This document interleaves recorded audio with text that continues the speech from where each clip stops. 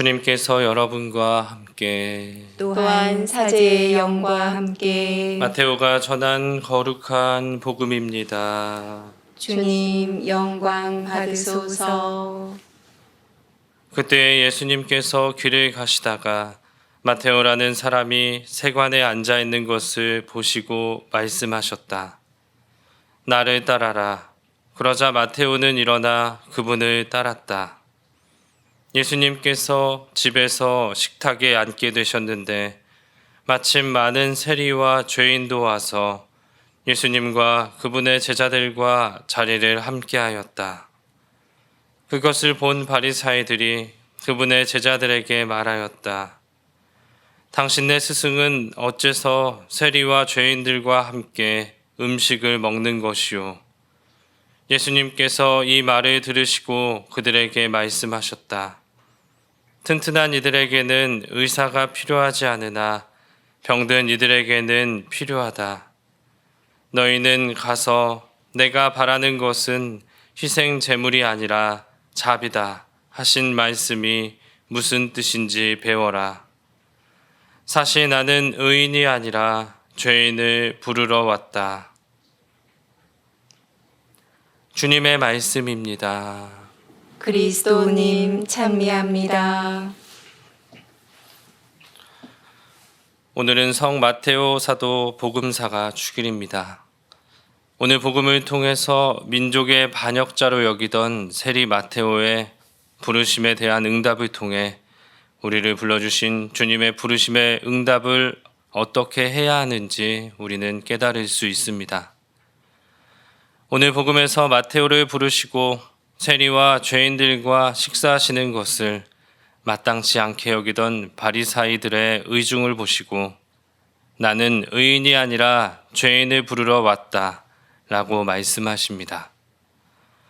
우리가 잘 알다시피 로마 제국의 지배를 받던 이스라엘의 착취를 위해 같은 유다 민족 사람이 세리에 임명되어 세금을 걷게 되었는데 이때 세리는 강도와 살인자와 같은 종류의 사람으로 취급받았으며 당시 율법에서는 회당에 들어가는 것도 부정하다 하여 금지되어 있을 만큼 미움의 대상이었습니다.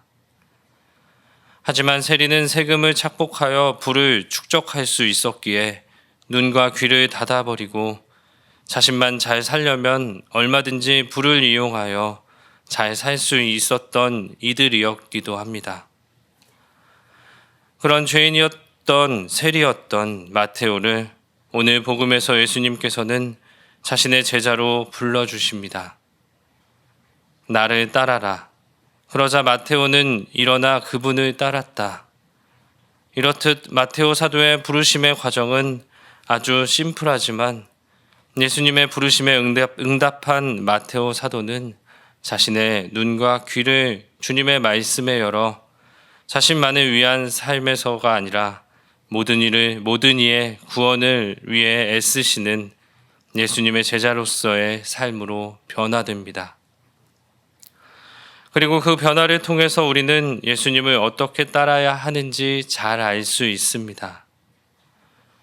오늘 입당송에서 모든 민족들을 제자로 삼아 세례를 주고 내가 너희에게 명령한 모든 것을 가르쳐 지키게 하여라 라는 말씀대로 마테오는 예수님의 말씀을 담은 복음서를 성령의 영감을 통해 작성하게 되었고 그리고 그 복음서는 신약 성경의 가장 첫째 자리에 위치하여 지금까지도 우리가 예수님의 가르침을 구체적으로 받을 수 있는 기쁜 소식으로 전해지고 있습니다.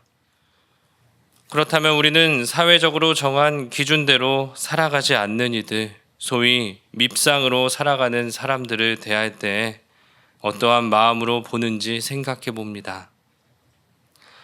남들이 욕하니까 나도 맹목적으로 함께 비난하지는 않았는지, 무조건적인 비판에 앞서 남을 심판하지 말라는 주님의 말씀에 나는 올바른 삶을 살아왔는지 성찰해 볼 수 있어야 할 것입니다. 오늘 독서에서 바오로 사도도 자신이 수인이 되었다고 전합니다. 지금의 우리 그리스도인들의 존경을 받고 예수님을 따름에 있어서 누구보다도 열정적이었던 바오로 사도도 세상의 기준에서 수인이 되었다는 것은 지금 우리도 심판이 아니라 자비를 베푸는 신앙인이 돼야 한다는 말씀입니다. 이처럼 예수님의 부르심에는 아무런 제약과 조건은 없습니다. 그리고 사실 우리 모두는 주님 앞에서 죄인입니다. 자기 자신이 죄인인지도 모르고 남을 비난하는 것은 오늘 복음의 바리사이들의 한계에서 끝나야 합니다. 단지 우리의 역할은 나누어 주시는 은혜의 양에 따라서 우리는 저마다 은총을 받은 그리스도인으로서 서로 일치를 이루기 위해 노력하는 것임을 깨달을 수 있어야 할 것입니다.